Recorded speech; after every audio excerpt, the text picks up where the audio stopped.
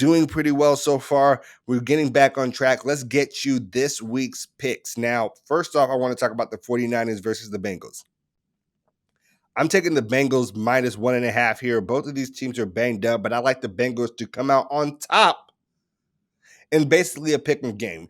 San Francisco is down Deebo Samuels and seems to also now be down Elijah Mitchell, who is dealing with both a concussion and a knee injury. San Francisco relies heavily on their run game, and I don't think that they have the necessary tools to be able to rely on that run game as much in this game. They have Jermichael Hasty, probably running back one here. I think that that guy struggled this season.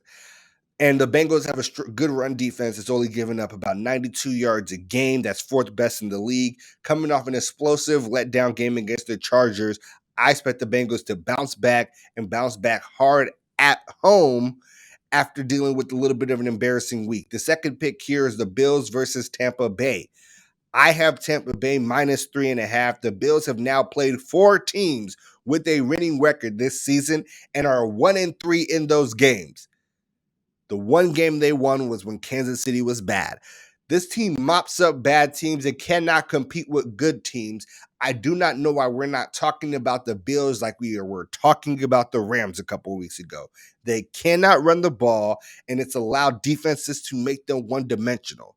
Now, put that against Tampa Bay, who is the league's best run defense, only giving up 84 yards a game. Tampa Bay is also 4-1 against the spread at home this season. This Bills defense is overrated. And don't forget that Tampa Bay scores the most points per game in the league. I like Tampa in a blowout. Now, keep it moving. A little bit of an AFC North showdown. I've been loving betting these games. We got the Ravens versus the Browns. I got the Ravens plus 2.5. There are concerns about the Ravens offense right now, and I will be honest with you, they are all quite valid. Every single one of them. However, Cleveland has looked abysmal as of late and just lost to the Ravens, where Lamar has played one of his worst games as a professional ever. The Browns are 2-4 against the spread as home favorites like this week, and the Ravens are 2-0 as underdogs and 3-0 with the rest disadvantage against the spread this year. I like a bounce back game for Lamar Jackson, putting things a little bit together in the continuation of the Browns' collapse. Now, my fourth pick. This is the game that I struggled with picking. Chargers and the Giants. Chargers at home, and I'm taking the minus 10.5. I almost vomited saying this one, honestly, but hear me out.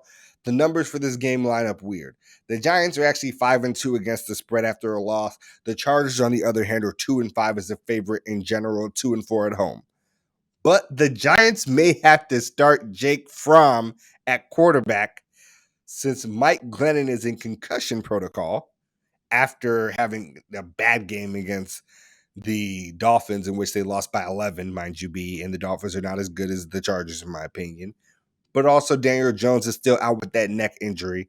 This line may get smaller as the Chargers are dealing with some COVID issues, but there are some reports of some negative tests coming in that might give them some of these players back. But all in all, Austin Eckler's still on the table, Justin Herbert's still on the table, and the majority of that defense. And I find them in a good place against the Chargers team that's been a little wonky as of late. Now, last pick here is another Monday night thriller. I'm loving putting the Monday night games into the slots here for the 5 fly picks. The Rams versus the Cardinals.